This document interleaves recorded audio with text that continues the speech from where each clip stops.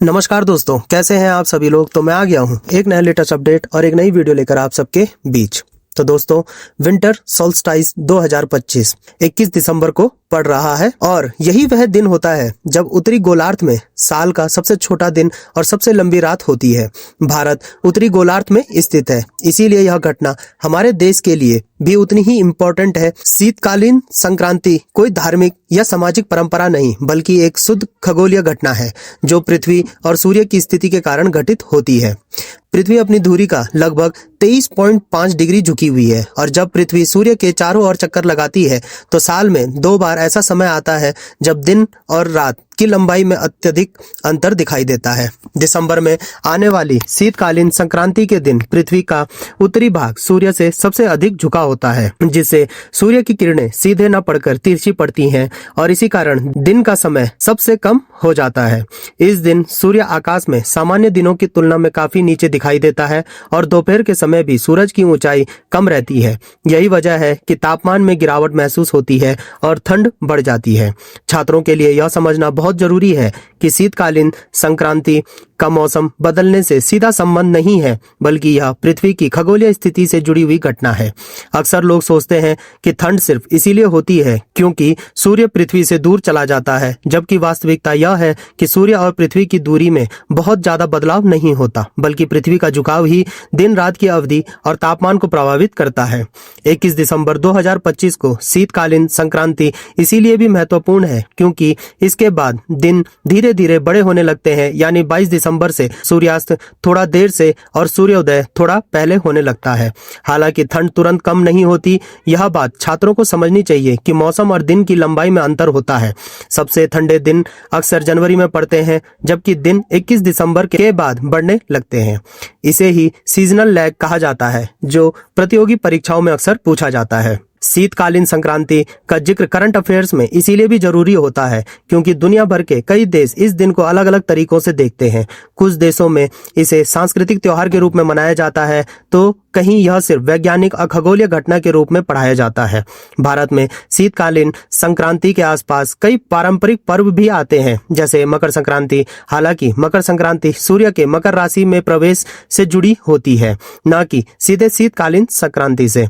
यह अंतर छात्रों के लिए समझना बहुत जरूरी है क्योंकि कई बार परीक्षाओं में इन दोनों को लेकर भ्रम पैदा किया जाता है।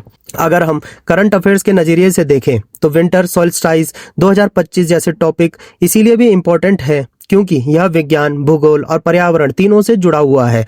आज के समय में जब जलवायु परिवर्तन और ग्लोबल वार्मिंग पर पूरी दुनिया चर्चा कर रही है, तब ऐसे खगोलीय घटनाओं को सही तरीके से समझना जरूरी हो जाता है।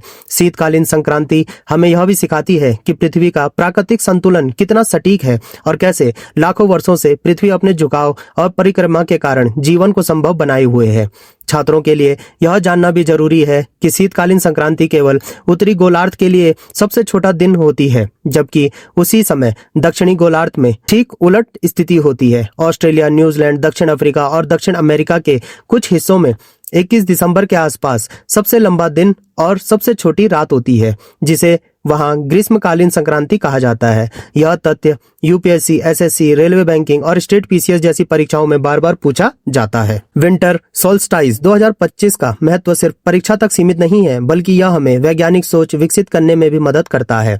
आज के डिजिटल युग में सोशल मीडिया पर कई बार गलत जानकारी फैल जाती है, जैसे कि आज सूर्य उगता नहीं है या आज रात 24 घंटे की होगी, जबकि भारत जैसे देशों में ऐसा बिल्कुल नहीं होता। शीतकालीन संक्रांति के दिन भारत में दिन जरूर छोटा होता है, लेकिन सूरज उगता भी है और अस्त भी होता है। 24 घंटे की रात या दिन केवल ध्रुवीय क्षेत्रों यानी आर्कटिक सर्कल और अंटार्कटिक सर्कल के पास ही देखने को मिलती है। करंट अफेयर्स के लिहाज से 2025 की शीतकालीन संक्रांति इसीलिए भी खास है क्योंकि यह रविवार को पड़ रही है और कई अंतर्राष्ट्रीय वैज्ञानिक संस्थान इस दिन को लेकर विशेष रिपोर्ट और डेटा जारी करते हैं। नासा और अन्य अंतरिक्ष एजेंसियां इस दौरान पृथ्वी की स्थिति, सूर्य की किरणों का कोण और तापमान से जुड़े आंकड़े साझा करती है, जो जलवायु अध्ययन के लिए बहुत इंपॉर्टेंट होते हैं। छात्रों के लिए यह समझना जरूरी जरूरी है कि खगोलीय घटनाएं सिर्फ किताबों तक सीमित नहीं है, बल्कि आज के समय में सैटेलाइट और अंतरिक्ष विज्ञान के जरिए इनका गहराई से अध्ययन किया जाता है। शीतकालीन संक्रांति हमें यह भी बताती है कि प्रकृति में हर चीज एक चक्र में चलती है। जिस तरह 21 दिसंबर को दिन सबसे छोटा होता है, उसी तरह 21 जून के आसपास ग्रीष्मकालीन संक्रांति होती है, जब दिन सबसे लंबा होता है। यह निरंतर चक्र की ऋतुओं का आधार है। भारत जैसे कृषि प्रधान देश में ऋतुओं का यह चक्र किसानों, मौसम वैज्ञानिकों और नीति निर्माताओं के लिए भी बहुत महत्वपूर्ण होता है। आज के करंट अफेयर्स में जब बात सस्टेनेबल डेवलपमेंट और पर्यावरण संतुलन की हो रही हो, तब शीतकालीन संक्रांति जैसी घटनाएं हमें प्रकृति के साथ तालमेल बैठाकर चलने का संदेश देती है। छात्रों को यह समझना चाहिए कि पृथ्वी का झुकाव अगर थोड़ा सा भी बदल जाए तो पूरी जलवायु व्यवस्था प्रभावित हो सकती है। यही कारण है कि वैज्ञानिक पृथ्वी के हर छोटे बड़े बदलाव पर नजर रखते हैं। अंत में विंटर सोल्स्टाइस 2025 सिर्फ एक छोटा दिन होने की खबर नहीं, बल्कि यह विज्ञान, भूगोल, पर्यावरण और करंट अफेयर्स का एक महत्वपूर्ण टॉपिक है। छात्रों के लिए यह जरूरी है कि वे ऐसी खबरों को सिर्फ पढ़े ही नहीं, बल्कि उसके पीछे के वैज्ञानिक कारणों को भी समझे। इसमें न केवल परीक्षाओं में मदद मिलेगी, बल्कि एक जागरूक सोच भी विकसित होगी।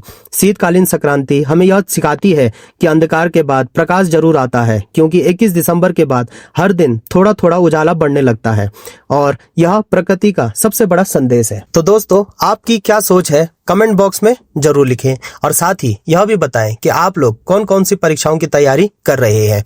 तो दोस्तों, आज के लिए इतना ही। मिलता हूं मैं दोबारा एक नए लेटेस्ट अपडेट और एक नई वीडियो के साथ। तब तक जुड़े रहिए। धन्यवाद। जय हिंद, जय भारत।